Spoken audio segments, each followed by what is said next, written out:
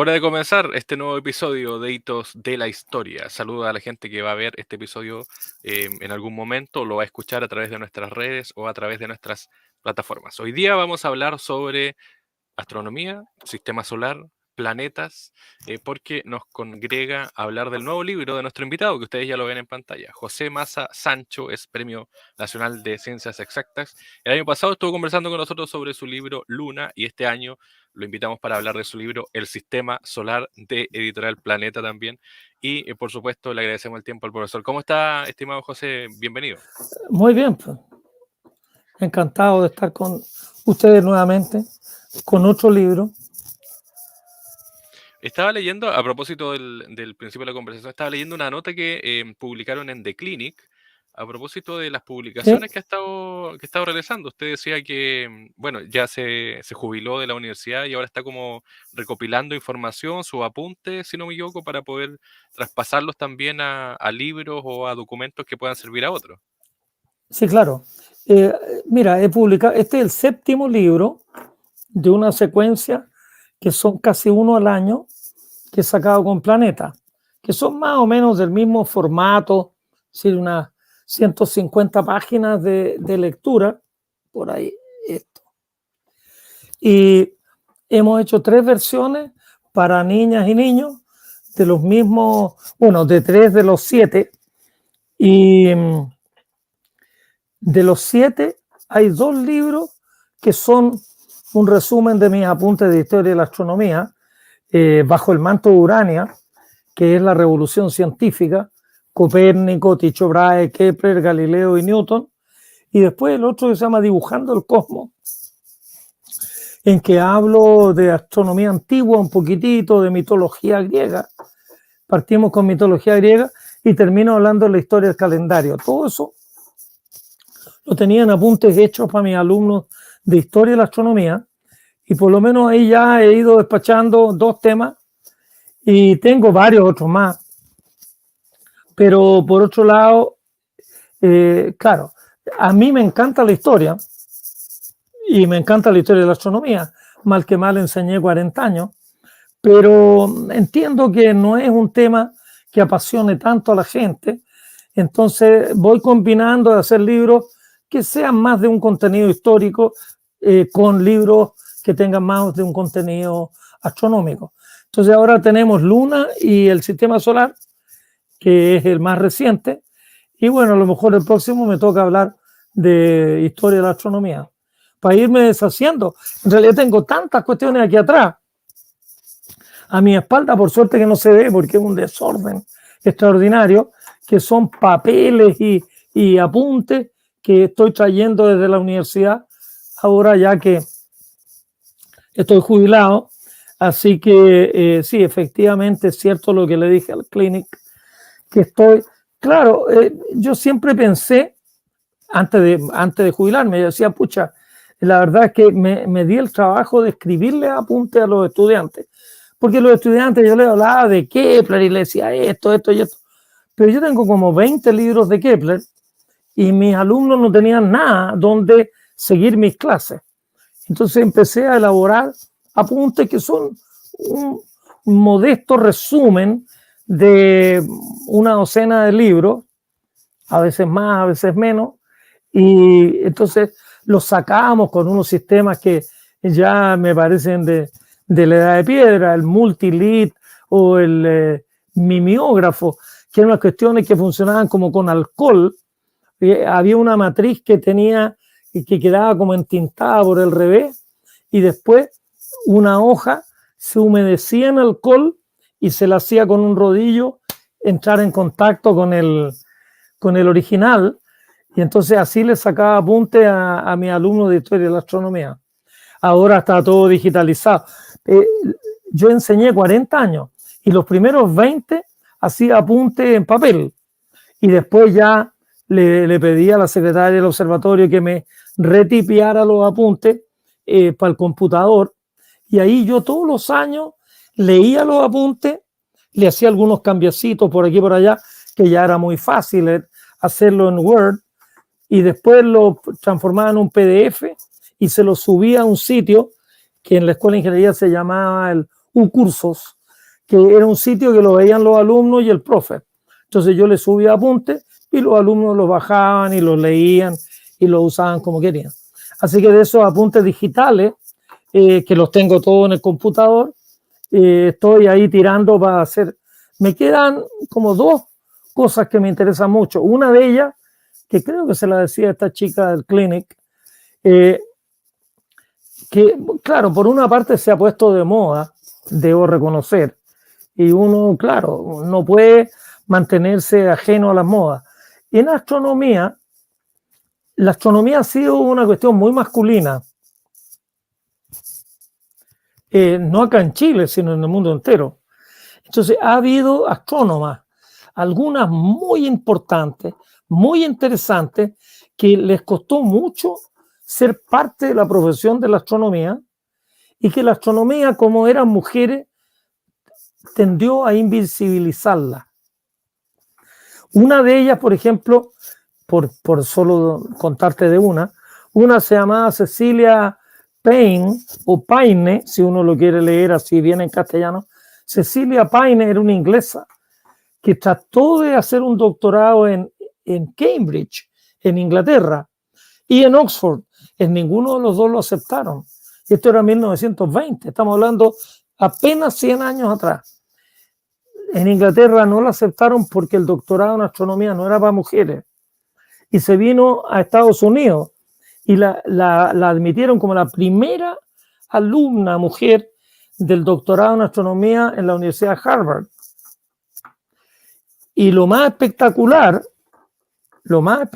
es que ella hizo una tesis doctoral que era extraordinaria, porque todo el mundo usaba ciertas ecuaciones de Boltzmann, de Maxwell, de este y el otro, pero no había una ecuación general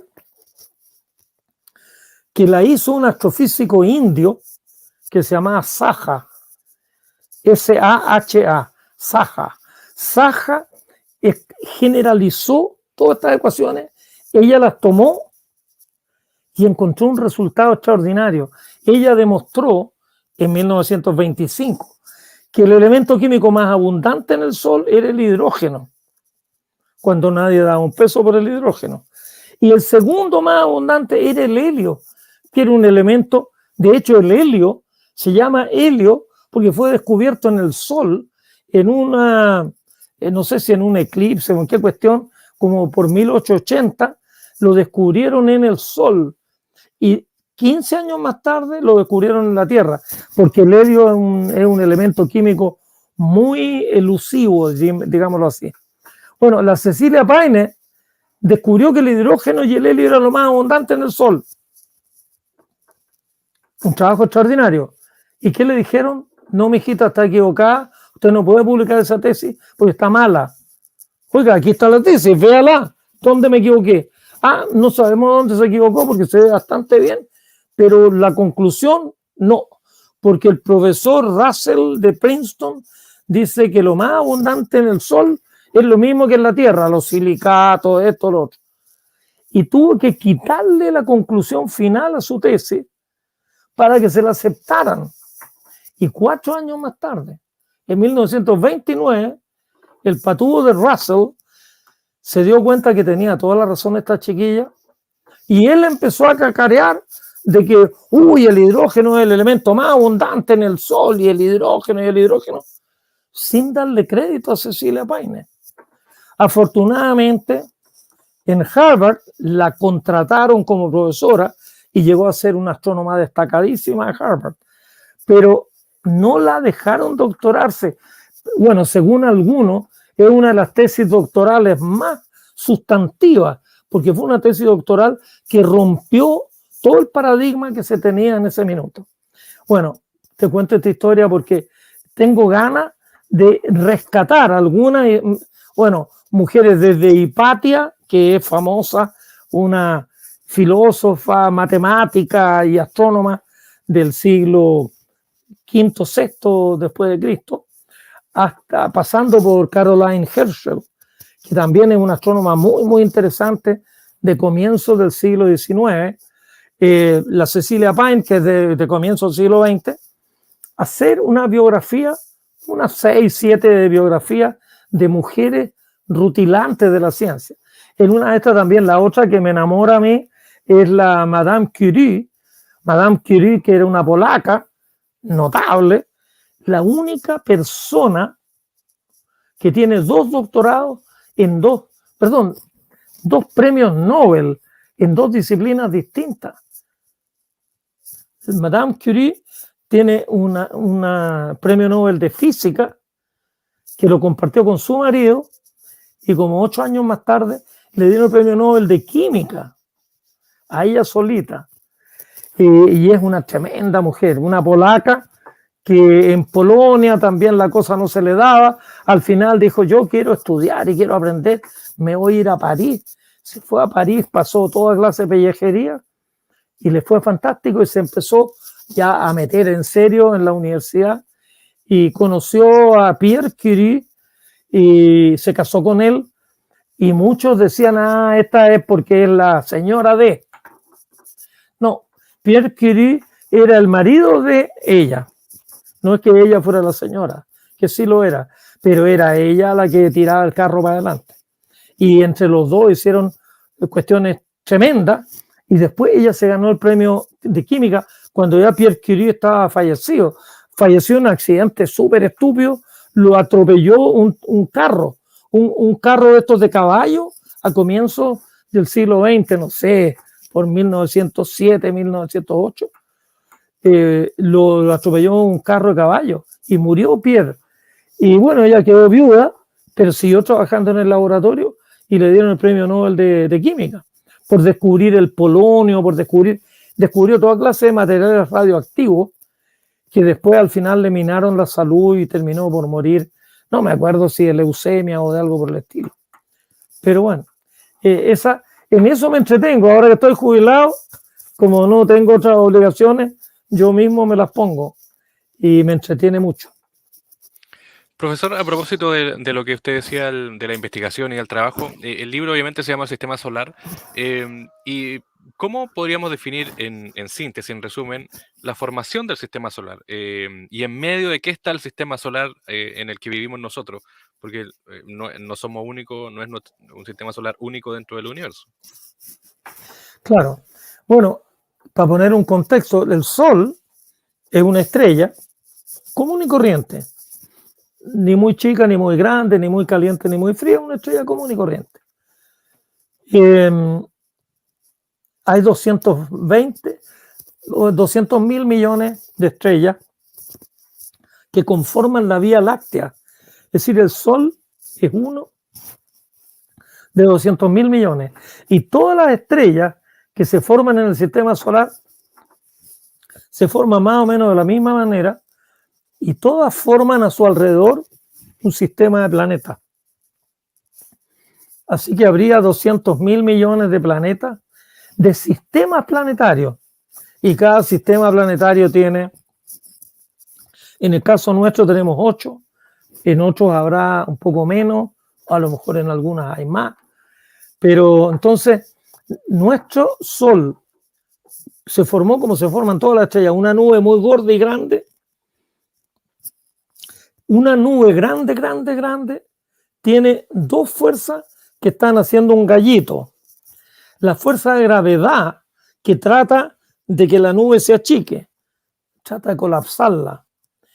Y la presión del gas, la presión tiene que ver con la temperatura, que la empuja para afuera y trata de que la nube se disperse. En general, hay muchas nubes en el espacio interestelar, y están en un equilibrio, y si gana la presión, la nube se agranda. Al agrandarse la nube, se enfría, y al enfriarse deja de agrandarse porque ya la presión disminuye, entonces empieza a actuar la gravedad. Bueno, en una de esas, si la nube se enfría lo suficiente, la gravedad agarra papa y achica la nube.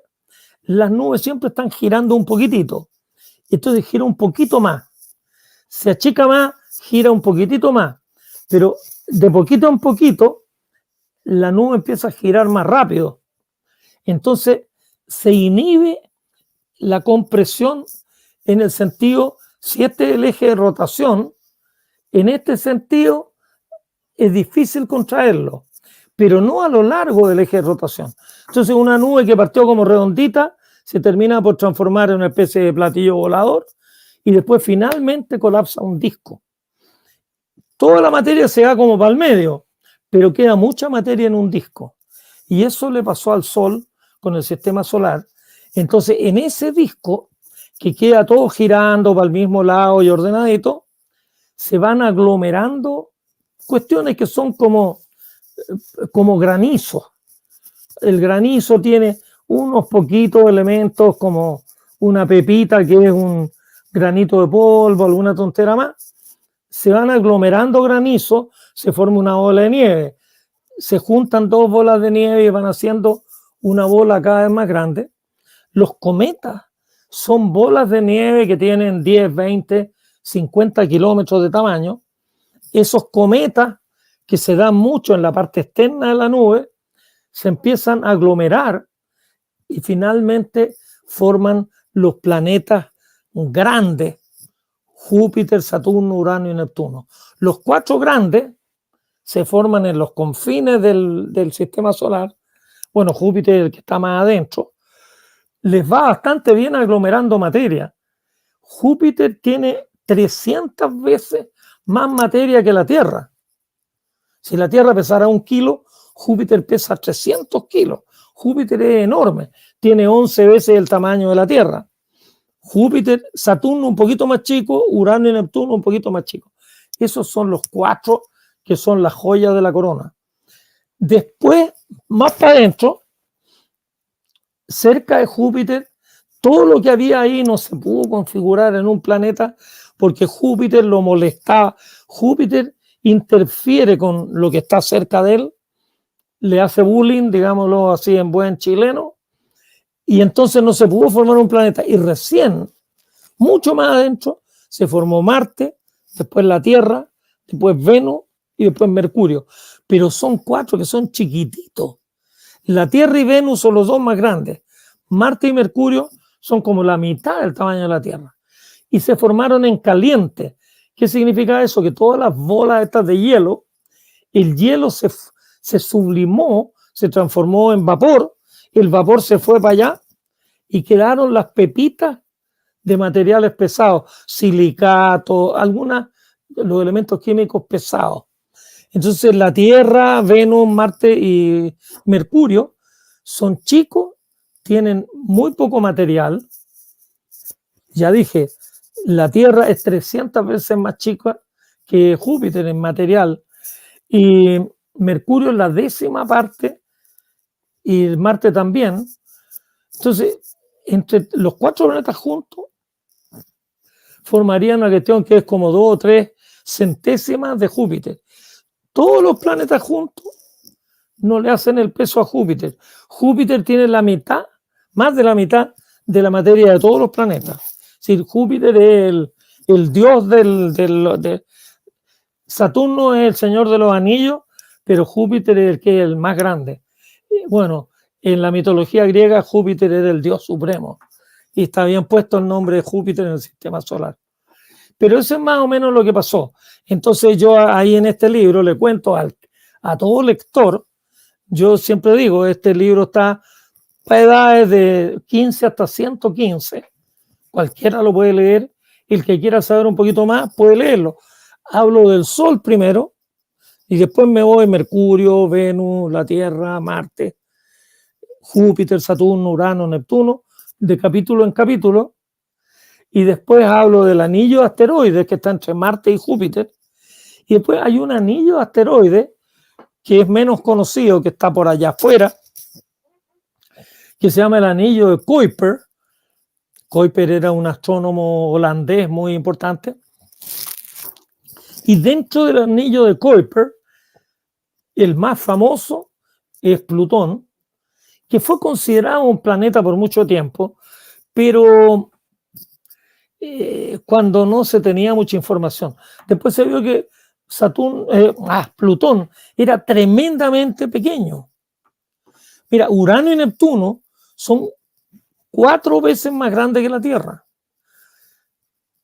En la Tierra tiene 12.000 kilómetros de diámetro, un poquito más, y estos tienen 50.000 kilómetros. 50.000 kilómetros de diámetro. Plutón tiene 2.200. Plutón es la mitad del tamaño de la Luna.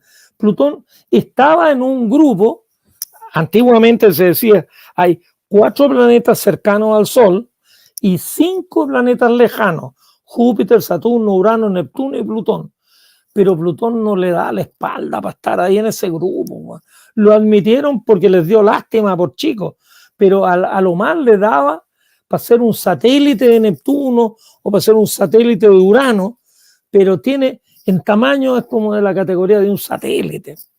Entonces ahora, en el 2001, 2002, 2003, se descubrieron como 5 objetos que son como Plutón y que están más lejos que Plutón. Y como se sospecha que pueden haber 50 más, los astrónomos dijeron, miren, paremos la chacota, esto de haberlo llamado planeta a Plutón fue siempre una exageración. Lo vamos a llamar planeta enano. Los otros también son planetas enanos y a lo mejor pueden haber 50, pero nadie le va a dar bola a los planetas enanos y los planetas de verdad van a ser 4 chicos y 4 grandes y nada más. Así que en el anillo de Kuiper, que está Plutón, es el número 1, el más famoso, está uno que se llama Eris, que es la discordia, porque por el descubrimiento de Eris fue que al final se cayó Plutón de la categoría de planeta. Y bueno, y hay que ser cuidadoso, porque a mí siempre me preguntan, ¿por qué echaron a Plutón del sistema solar? Oye, a Plutón no lo echó nadie. Plutón sigue dando vueltas como si nada hubiera pasado. Plutón está como a 5.000 millones de kilómetros de acá. Nadie ha ido a echarlo.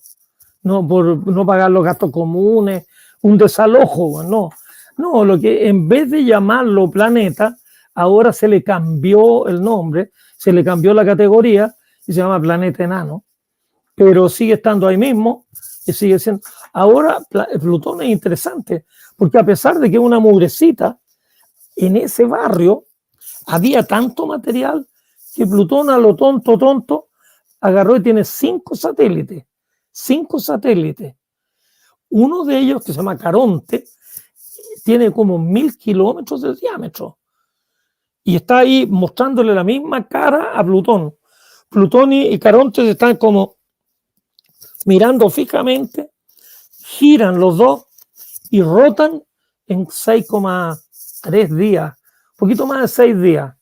Y los dos se dan la misma cara. Es decir, si uno vive en Caronte, nunca ve la mitad de atrás de Plutón. Si uno vive en Plutón, uno nunca ve la parte de atrás de Caronte. Entonces, Plutón es interesante. Recién fue hace poco una misión que pasó por Plutón, que tomó una foto fantástica. Además, Plutón se supone que es el señor de las tinieblas, Plutón. En Plutón hay 230 grados bajo cero. Hasta las ideas se congelan, bueno, a esa temperatura. En Plutón nadie se compra una parcelita porque no va a poder nunca habitarla. Bueno. Plutón se supone, en la mitología griega, Plutón es el nombre, en mitología griega se llamaba Hades, este compadre, H-A-D-E-S. Bueno, Hades, los romanos lo llamaron Plutón, pero el mismo, y que es el que cuida el inframundo. Cuando se muere una persona, su alma parte, se mete, tiene que cruzar un río, y al cruzar el río, tiene que pasar una aduana. A ver, ¿cómo se portó? ¿Usted se portó bien? Ah, si se portó bien, váyase para allá. Y vaya ahí, está todo fantástico. El Eliseo se llama eso. Jardines, y uno lo pasa chancho. Si uno se portó mal, ahí lo tiran para el otro lado. Y uno de los castigos también, hay un río, que es el río del olvido. Cualquier parecido con la realidad. Y si uno se portó suficientemente mal, pero no tan mal para torturarlo, a uno lo tiran al río del olvido y uno se le olvida quién fue. Desgraciadamente es algo medio parecido al Alzheimer, bueno, ¿no? Y entonces uno se queda ahí viendo cositas sin entender mucho qué es lo que ve y totalmente olvidado de lo que fue. Entonces, bueno, ese es Plutón. Plutón es el que corta el queque y el que no se mueve una hoja sin que él lo disponga ahí en el inframundo. Bueno, como puedes ver tú, a mí me encantan todas estas tonteras y en el libro trato de poner, no es una cuestión que sea así los datos, este es el diámetro, esta es la masa, sino que creo que la ciencia es parte de la cultura y del saber del ser humano y por lo tanto hay que contarlo también de esa manera. No es, claro, la ciencia no son puros datos, es un poco como uno sitúa el conocimiento dentro de un marco más amplio. Yo siempre alego que hay muchos de mis amigos intelectuales y artistas que la ciencia la tiran para el lado, le tienen como mala, no sé, le tienen mala a la ciencia. Cuando la ciencia es parte de la cultura, es tan parte de la cultura o más que la música, que la literatura, que la pintura. El siglo XXI, por supuesto que todo es parte del pensamiento humano, pero la ciencia es una parte inseparable de lo que somos. Sin ciencia el siglo XXI no se entiende. El que despotrique contra la ciencia, yo le diría, ¿tú tenés teléfono celular? Sí tengo, bueno, devuélvemelo, a ver que algún pintor te lo pinte, ¿no? El teléfono celular es como el ícono de la ciencia y la tecnología. Y en un teléfono celular hay millones de horas hombres, se solía decir antes, pueden ser horas mujer también, porque hay muchas mujeres que trabajan en armar estas cuestiones, pero todo el software que tienen los teléfonos celulares lo han hecho docenas de compañías donde trabajan miles de personas. Entonces tenemos el privilegio de poder usar el conocimiento, la habilidad técnica de millones de personas con un cacharrito que nos permite comunicarnos, que nos permite mandarnos mensajes, que nos permite hacer miles de cosas. Entonces la ciencia es parte, como dice Violeta Parra, cuando miro el fruto del cerebro humano, es parte del fruto. El cerebro humano es un árbol tan extraordinario que ha dado toda clase de frutos. Y uno de los frutos del cerebro humano es la ciencia. Entonces yo procuro contarles, y el sistema solar es lo que tenemos más delante de las narices. A todos los niños y las niñas se les enseña un poquitito el sistema solar en el colegio. Y los adultos deberían de, por lógica, más o menos tener ese nivel de conocimiento y de acervo cultural, el sistema solar. Bueno, y después uno debería entender un poquitito cómo funcionan las estrellas y cómo es el universo en una escala más grande. El sistema solar es minúsculo. La luz se demora 5 horas en llegar del Sol a Neptuno, que es el más distante. Y bueno, a Plutón se demora 6 horas. 6 horas luz. Y la luz a la estrella más cercana se demora 4 años con 3 meses. Entonces uno se da cuenta que el sistema solar es una cosa chiquitita y las distancias entre las estrellas son típicamente 4 años luz. La luz a 300.000 kilómetros por segundo se demora 4 años en recorrer la distancia desde aquí hasta Alfa Centauri. Un día tiene 86.400 segundos. Un año tiene 365 días. Y se demora 4 años en llegar desde aquí hasta allá. Entonces el sistema solar es muy chiquitito, es una muestra muy pequeña, pero es donde vivimos nosotros. Tenemos vecinos, Marte para allá, Venus para el otro lado. Yo creo que es de cultura general. Mira, cuando uno aprendía de niño, los animales que vivían en el África, unos animales espectaculares. Acá en Chile, con suerte, veíamos perros y gatos, Juan, y no veíamos ninguna otra cosa más. Pero, bueno, uno tenía que entender los animales de por aquí. Bueno, de repente unos pajarracos, hasta cóndores uno puede ver con facilidad. Pero, claro, el zoológico que hay en el África es mucho más generoso. Y hay desde cebras, jirafas, cosas que en Chile no existen. Yo creo que si uno se acerca a la astronomía, uno tiene que acercarse por lo más habitual. Dime. A propósito de eso, hay en el libro también contenido una reflexión o un trabajo sobre el calentamiento global. Y le quiero hacer, a propósito de eso, le quiero hacer dos preguntas. Lo primero es si hay un sistema solar parecido en otro punto del universo. Y lo otro también, ¿por qué la Tierra resulta tan única también dentro del sistema solar, pero también dentro del universo? Es decir, ¿qué hizo que fuéramos distintos y no siguiéramos los patrones, por así decirlo, de otros sistemas solares? Mira, para contestar esa pregunta hay que irse con harto cuidado. Cuando yo empecé a estudiar astronomía hace 50 años, se creía que había muchos sistemas solares alrededor de otras estrellas, pero no se conocía ni uno solo fuera del sistema solar nuestro. Razón muy simple. La estrella emite una cantidad brutal de luz, brutal. Y los planetas, a lo más, reflejan un pichintún de la luz que la estrella emite. Y están muy cerca de la estrella. Entonces, si uno tiene un foco muy, muy intenso y cerca hay un objeto es muy difícil verlo. Yo a veces, cuando tenía una orientación campesina más grande, yo vivía en Parral, íbamos para el campo, y donde yo estaba, habían luciérnagas. De niño me entretenían mucho.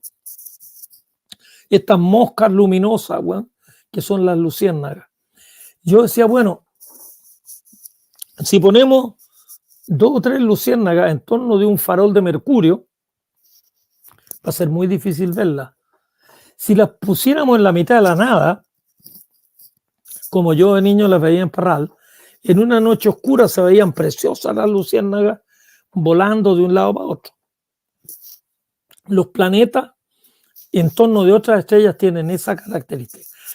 Por años los astrónomos se estrujaron el mate cómo descubrir planetas, hasta que a uno se le ocurrió una idea luminosa y dijo, bueno, algunos planetas van a pasar justo delante de la estrella. Y si el planeta es grande, Júpiter es como 1/10 del tamaño del Sol. Entonces, la superficie de Júpiter es como 1/100º de la superficie del Sol.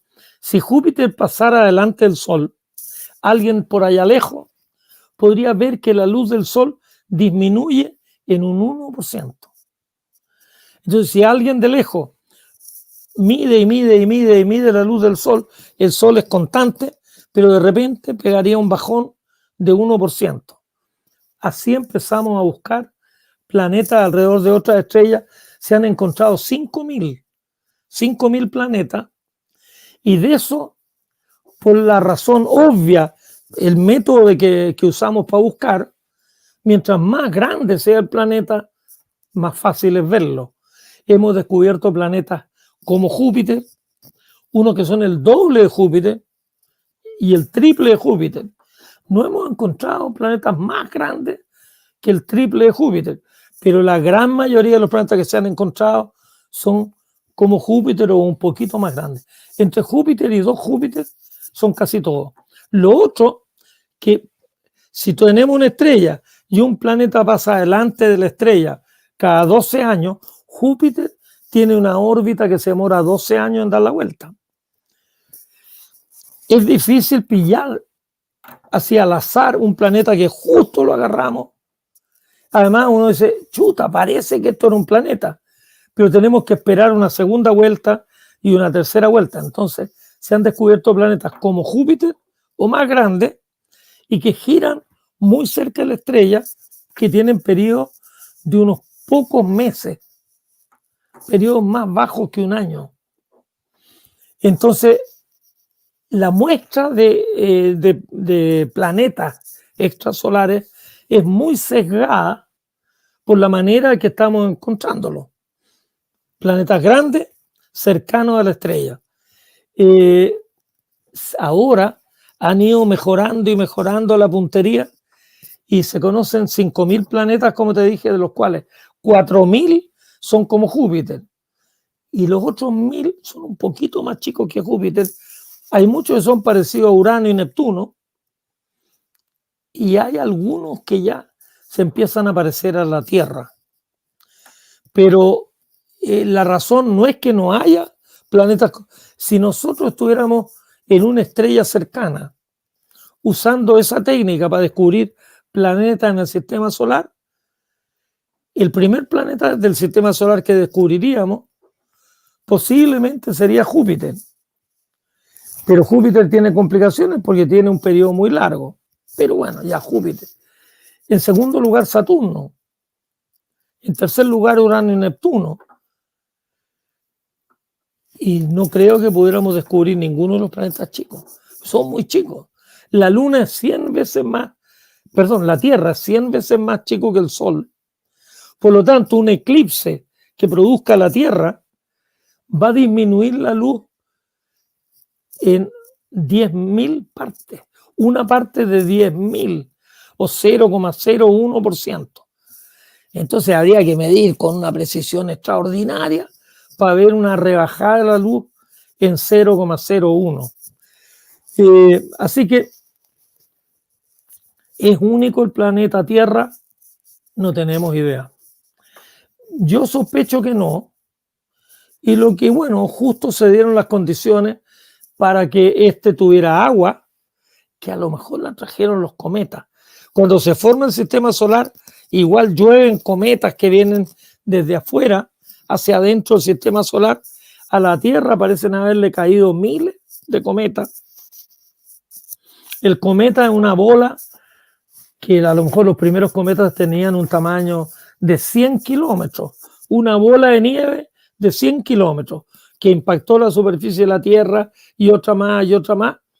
Y eso se derritió y dio el agua que hoy día son los océanos. Y después en un charco,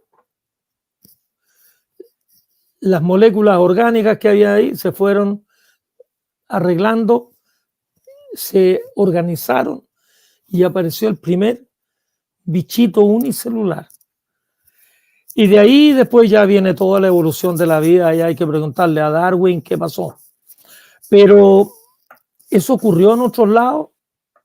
Yo sospecho que sí, pero no hay ninguna evidencia de que uno tenga que decir que es cierto. Yo pienso que sí, pero muchos pueden pensar que no y yo no tengo cómo convencerlos. Porque si habían 200.000 millones de posibilidades de que surgiera la vida acá, ¿cómo vamos a ser el único planeta donde sí surgió y en todos los otros no?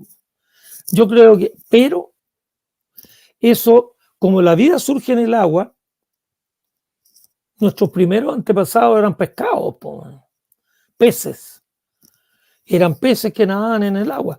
Los primeros eran eran bacterias, bichos unicelulares, una miserable célula que andaba en el agua. Después aparecieron seres multicelulares y después se fue haciendo cada vez más compleja la vida.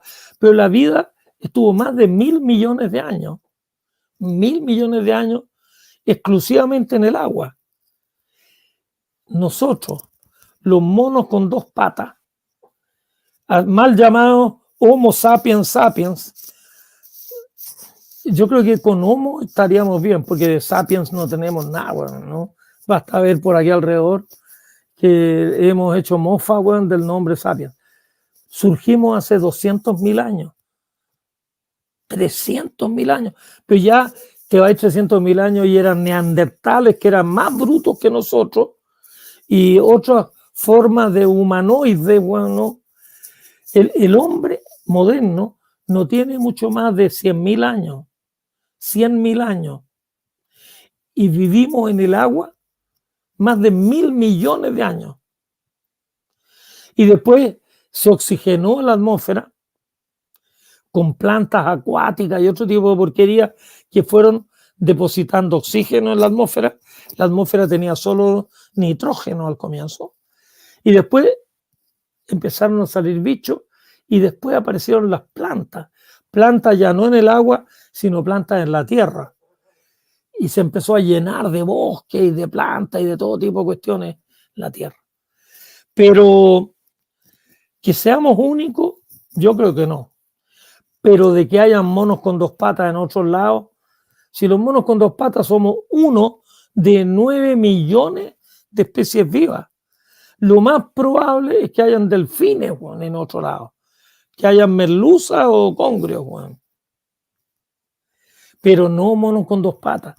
Si los monos, y esta historia de que hay unos extraterrestres grandes, de voz ronca, verdes, y a veces con un solo ojo en la frente, como Polifemo, eso yo no sé qué fumaron los que se les dio por inventar esa tontera. Bueno. Esa es una de las cuestiones que a mí me deja pero helado.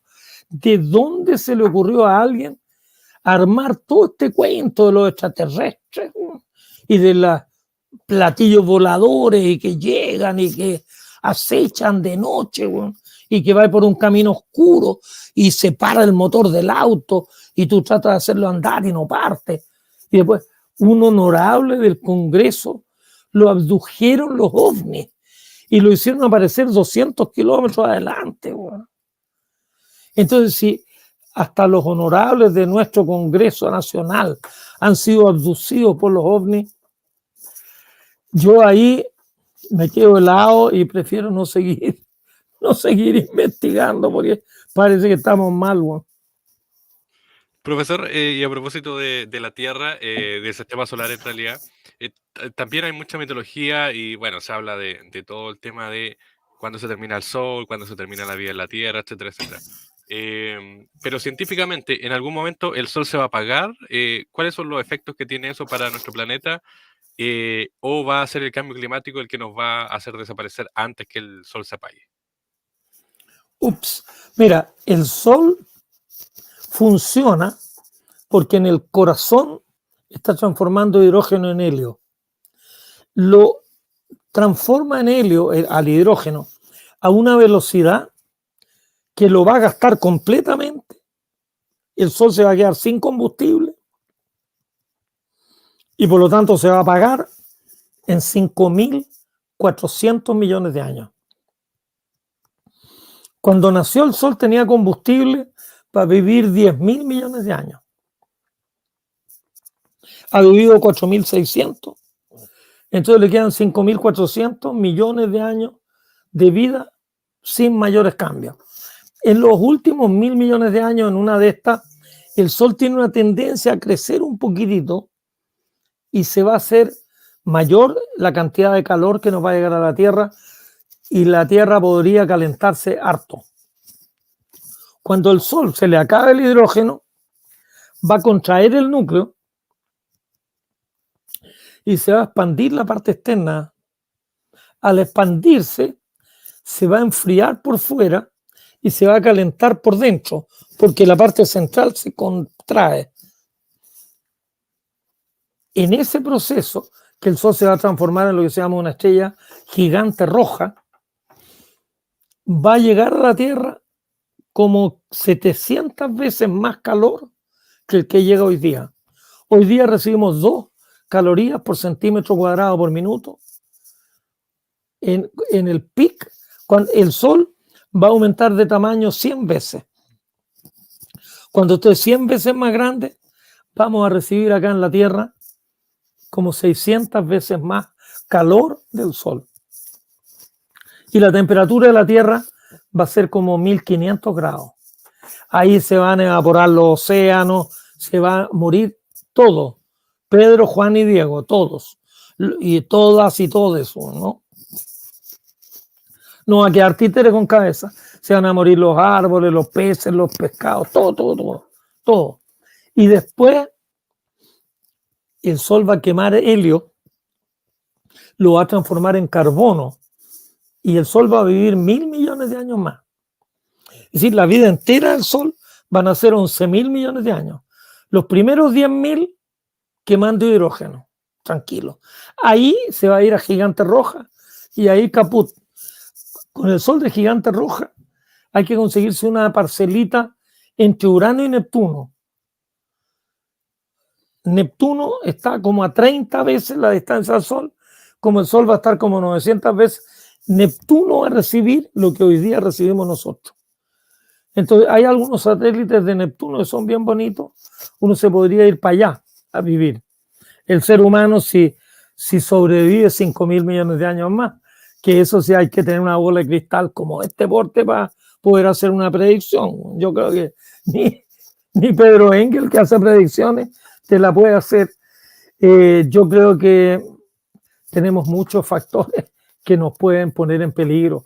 Y de hecho, lo que tenemos que preocuparnos es lo que yo trato de explicar en el libro. Aquí, el planeta más parecido a la Tierra, lejos, el más parecido, es Venus.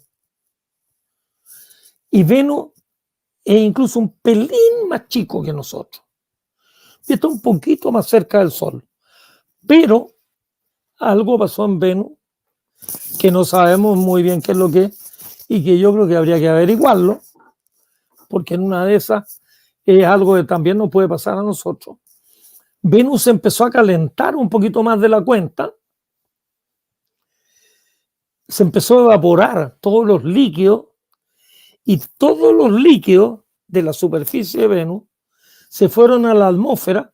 La atmósfera engrosó como un factor de 100, con lo cual la presión atmosférica en Venus sobre la superficie es como de 90 veces la presión atmosférica que hay aquí. Y con esa tremenda frazada, la temperatura de Venus hoy en la superficie es 460 grados Celsius. 460 grados Celsius no tan solo está derretido todo lo que se puede derretir, sino hasta el plomo está derretido. Y varios otros elementos químicos que aquí son sólidos, en Venus están derretidos. Entonces, deberíamos de tomar en cuenta y averiguar qué le pasó a Venus. Porque si en la Tierra se empieza a calentar, el calentamiento global, que hay un cambio climático en la Tierra, pues el calentamiento global no le hace. Mira, acaban de mostrar unas imágenes en televisión en Utah, en la mitad de la nada de Estados Unidos. Unas lluvias torrenciales como no habían habido en 100 años. Inundaciones en que andaba, pero todo, hasta los gatos andaban en bote. Que uno dice, no, pero el calentamiento global es que vamos a tener más calor. No, es que esto se trata de cambio climático. En Chile, más que el calentamiento global, lo que estamos viendo, lo vimos el año pasado, y lo hemos visto en varios otros episodios, está lloviendo, hemos aprendido harto de meteorología, está lloviendo con una isoterma cero mucho más alta, está lloviendo más caliente. ¿Qué significa? Que si la isoterma cero está a 3.500 metros de altura sobre el nivel del mar, llueve en toda la parte, la mitad de la cordillera, y todo ese agua sale para abajo. Inunda todos los ríos, el caudal de los ríos no da abasto, inunda tremendas áreas. Entonces en Chile tendríamos que tener ojo, que tenemos que ponerle mucho ojito. ¿Cómo vamos a poder evacuar el agua de los ríos para que no haga tremendas catástrofes? No podemos poner poblados que estén muy al mismo nivel del cauce de los ríos. De repente, no sé, yendo para el sur, para no decir, uno veía hasta casas había en el lecho de los ríos que no haya pasado agua Bueno, ahora viene el agua y se va a la casa, las vacas y todo lo demás con los habitantes, ¿no? Y los autos y todo lo demás son arrastrados. Entonces, tenemos que tomar conciencia que en el planeta Tierra está cambiando el clima porque durante 200 años quemamos y quemamos y quemamos. Cada vez que se quema un neumático, a mí se me aprieta la guata. Yo digo, pero ¿por qué le tiran mugre a la atmósfera? Cada vez que uno quema algo, el anhídrido carbónico, que es un gas que uno no lo ve, claro, al quemar un neumático sale un humo negro horrible, pero no es el humo negro lo malo, es el anhídrido carbónico que se va. Estamos emitiendo 51.000 millones de toneladas de anhídrido carbónico al año.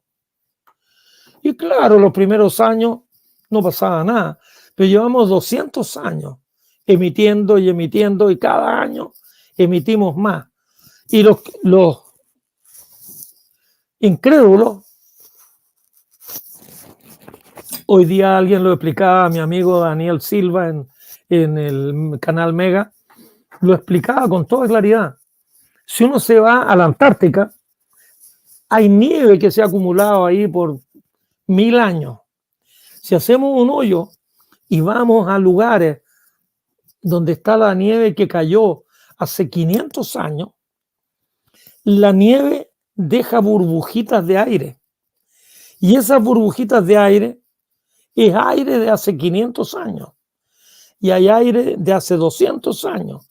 Y de hace 100 años. Y de hace 50 años. Y si uno toma un testigo de estos uno mete así un barreno y saca una muestra de nieve, uno puede ver que la cantidad de anhídrido carbónico de 1850 hasta ahora va subiendo, subiendo, subiendo, subiendo. Y eso es un hecho demostrable. Y el que no lo crea, váyase a la Antártica y saque un testigo de nieve y examínelo en un laboratorio. Y si dicen, no, yo no creo eso. Si en la vida no es cuestión, creer puede ser importante. Yo soy un poquito ateo, pero yo entiendo que para algunos es importante creer. Pero en ciencia uno no puede decir, no, yo creo que este caballo corría tan rápido que debe tener 8 patas. Bueno. No, pues. Paremos al caballo, le damos un poquito de agua y le contamos las patas y no tiene 8 patas el caballo.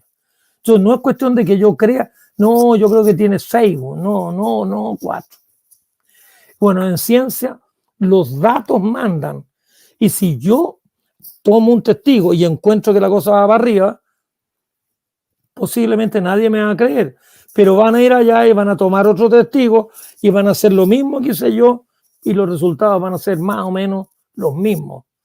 Y cuando un chino y un ruso y un americano y un chileno hagan el cálculo y a todos les salga lo mismo, uno no va a poder decir, no, yo no creo que sea cierto. Eso en realidad uno tiene que ser demasiado burro o demasiado ignorante si frente a un acontecimiento que se mide con distintos instrumentos y se mide con toda calma y lo miden distintos grupos y todos encuentran lo mismo. Bueno, hay algunos que son tan chiflados, los tierraplanistas, cuando uno le dice, bueno, pero las fotos muestran que la Tierra es redonda.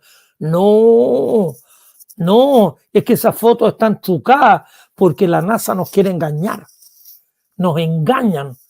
Oye, pero los rusos han tomado fotos que también... No, es que también los rusos están coludidos con la NASA y nos quieren engañar todos. Y los franceses, sí, también todos. Todos nos quieren engañar y nos quieren hacer creer que la Tierra es esférica en circunstancia que la Tierra es plana. En algunos delirios de tierraplanismo dicen que Chile no existe. Nosotros somos un invento. En un mapa que ellos ponen, Chile no existe. Y tampoco existe Australia. Entonces, no, Australia es un invento. Son unos ingleses que aprendieron a hablar raro y que se hacen pasar por australianos, pero Australia no existe. Entonces, ahí yo creo que en el manicomio debería de haber una sección para tierraplanistas y otra sección para los que creen en los ovnis, porque yo creo que uno tiene que estar un poquitito con las neuronas alteradas para creer que es cierto todas las tonteras que ellos dicen. Y no, esto, bueno, cuando uno dice esto, yo me estoy imaginando la respuesta. No, los científicos son unos arrogantes, creen que ellos tienen la única verdad. Oye, ¿cuántas patas tiene el caballo? Si nosotros decimos que tiene 4, eso no es arrogancia, eso es lo que es, ¿no? Y si tú decís que es 6 y paramos el caballo y se las contamos, yo te aseguro que no es caballo de 6 patas. Entonces, no, es que yo creo que tiene, te dice, no, yo creo. Bueno, y lo otro que es delirante, que a mí me produce pena, a mí me produce incluso un poquito de molestia. Aquellos que siendo inteligentes y que habiendo estudiado, les encanta emborrachar la perdiz y decir, no, yo creo que las pirámides las construyeron los ovnis, porque no, es que las pirámides son re difíciles de construir y las piedras eran muy pesadas. No, los de ahí no podían poner las piedras tan pesadas arriba de la pirámide. Bueno, y así dicen que miles de cosas que ha hecho. Pero yo me pregunto, yo no he recorrido el mundo así, urbe et orbi, pero cuando estuve en California, uno ve el Golden Gate, que es un puente tan bonito. Si yo tuviera que apostar qué construyeron los ovnis, es mucho más difícil construir el Golden Gate que amontonar unas piedras en forma de pirámide. El Golden Gate, o el Empire State, o la ciudad de Nueva York, eso lo deberían de haber construido los ovnis. Pero Profesor, bueno, dime. por último, estuvo Luna el año pasado, salió un libro también para niños. Se viene también una versión más infantil del sistema solar. ¿Y qué se viene también en cuanto a proyección? A propósito de lo que usted decía ahí con el libro de mujeres destacadas. Pensando también en que usted ha dicho que es una labor divulgadora. En cuanto a su mirada personal que ha tenido, pero también a su trabajo de estos últimos 40 años. Claro, mira, yo, con todo respeto, yo me siento un afortunado. Mis padres llegaron acá a Chile, refugiados políticos, venían de perder la guerra civil española. Chile los acogió, no les pidió ni siquiera papeles de antecedentes, pues llegaron todos en el Winnipeg. Mi abuela se bajó del barco y dijo que ella había nacido en 1904, y era mentira porque nació en 1901, pero como no traía ni un papel, la matricularon acá. Anita Domínguez, nacida en 1904. Pero te digo eso porque Chile fue muy generoso con mi familia, la familia de mi madre y la familia y mi padre. Mi padre llegó solo, sin familia. Y Chile me dio a mí la posibilidad de aprender, de estudiar, de ir al colegio en Parral, después estudiar en Barros Arana, después estudiar en la Universidad de Chile. Entonces yo me siento un privilegiado que he podido hacer toda mi vida estudiando, leyendo, y lo único que yo le puedo pagar a la sociedad que me ha dado tanto. Claro, uno siempre puede ser arrogante. No, esto me lo he ganado yo. Algo de eso hay porque yo tampoco estaba durmiendo siesta, ¿no? Pero igual no me lo pude haber ganado si no hubieran estado condiciones mínimas para que lo hiciera. Entonces, como yo aprendí muchas cosas, ahora quiero devolverlas. Y a mí me gustaría entregársela a todos los niños para que los niños aprendan a pensar de chiquitito y Chile sea mejor, que sea un país más pensante. Si un país no pensante no tiene ningún futuro, no tiene ni presente ni futuro. Tenemos que enseñarle a pensar a los niños. Pero también hay muchos adultos que no les enseñaron nada y que si uno les cuenta cosas, en una de estas los motiva. Si, mira, yo que estoy jubilado, estoy pensando qué quiero hacer más allá de escribir más libros. Si quiero entrar a estudiar algo, hay algunos temas que me apasionan. y en una de estas me voy a matricular y voy a hacer un diplomado, voy a hacer alguna cuestión. Porque bueno, mientras el cerebro todavía funcione, creo que yo me entretengo mucho acretando nuevos conocimientos. De lo que viene, efectivamente, vamos a hacer una versión para niñas y niños del sistema solar, pues todos los niños y niñas de cuarto básico, incluso antes, las tías del colegio les hacen aprenderse el sistema solar.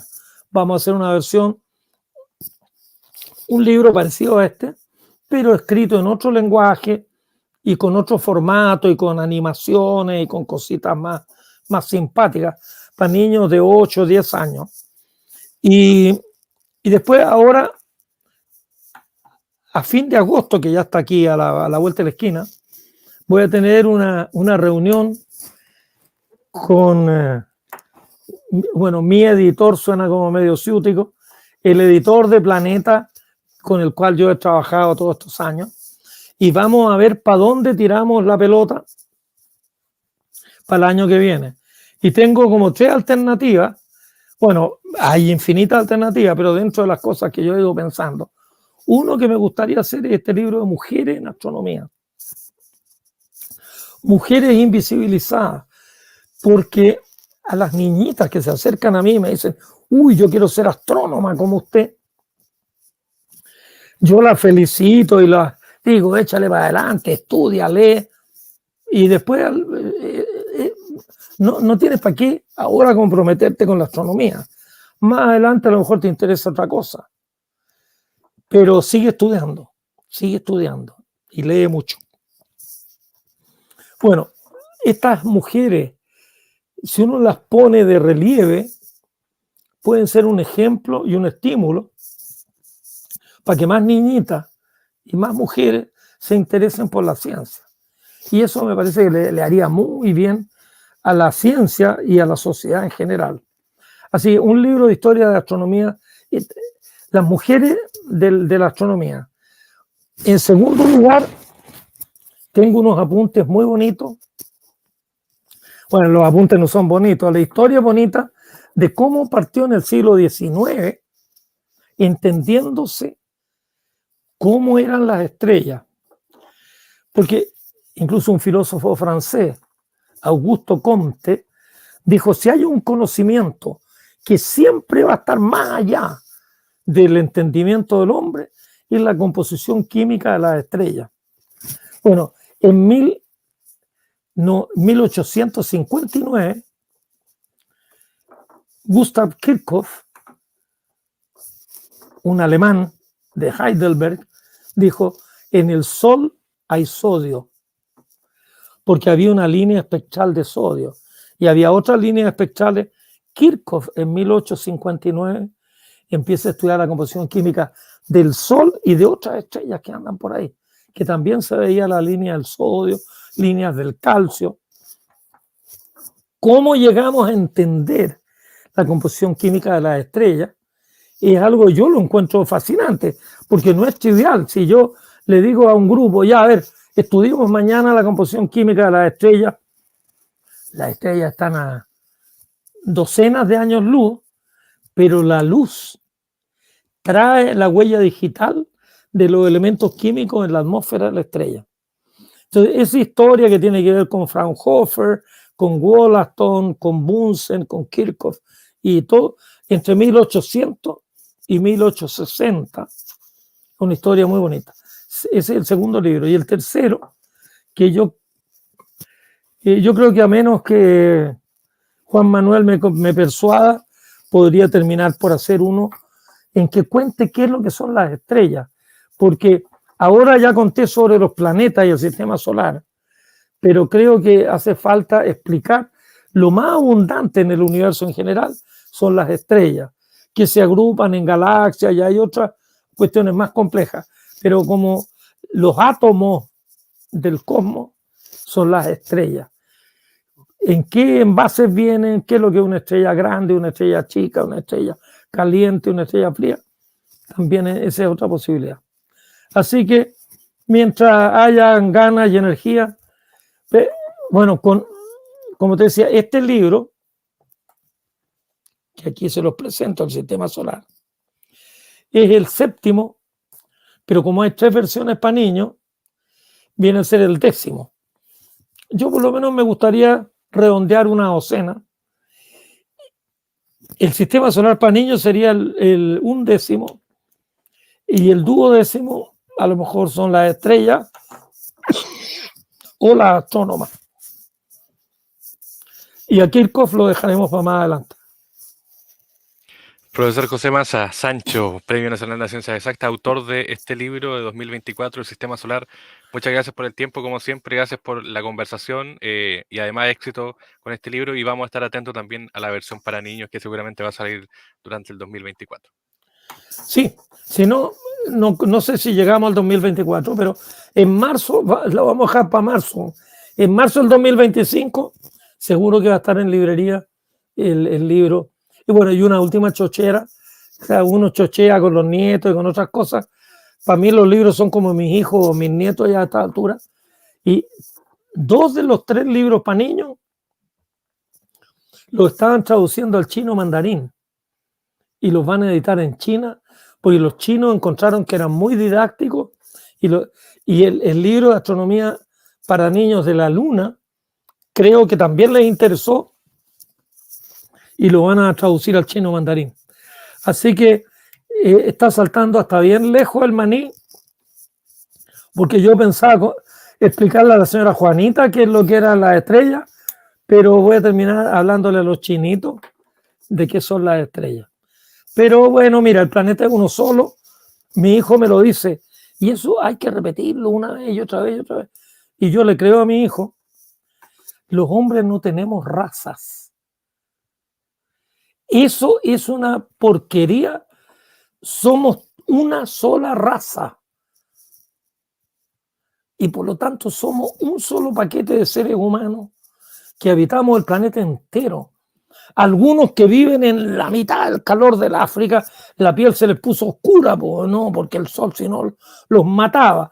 Otros que viven lejos del sol, por allá, por Suecia o Noruega, la piel está clara como el papel. Pero es el mismo mono con 2 patas, porque todos venimos del centro de África. Ahí nacimos como por Kenia, Etiopía, por eso. Y de ahí emigramos para todo el mundo. Entonces, cuando no, es que yo y mi tribu, oye, cortemos la agua. Y en ese sentido, a mí me parece que estamos pensando, pero para atrás, cuando cada cual, cuando aparece el cacique, no, es que yo soy el cacique de mi tribu y en mi tribu. Oye, mira, yo hablo cuando fuimos a la Luna, porque fuimos los seres humanos del planeta Tierra a la Luna. Yuri Gagarin era un muchacho más joven que tú y mucho más joven que yo, tenía 27 años. Se subió en una cuestión y dio una vuelta. Extraordinario. Gagarin para mí es uno de mis héroes.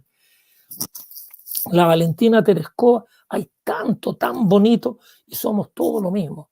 Así que, en realidad, dejemos de discriminarnos entre los que tenemos la pluma para el lado y los que tenemos la pluma recta. Somos todos una sola gran sopa. Así que eso, yo seguiría hablando de astronomía, y mientras alguien me quiere escuchar, magnífico. Muy bien, pues, Chao, muchachos. lo vamos a invitar nuevamente. Gracias. Ya, encantado.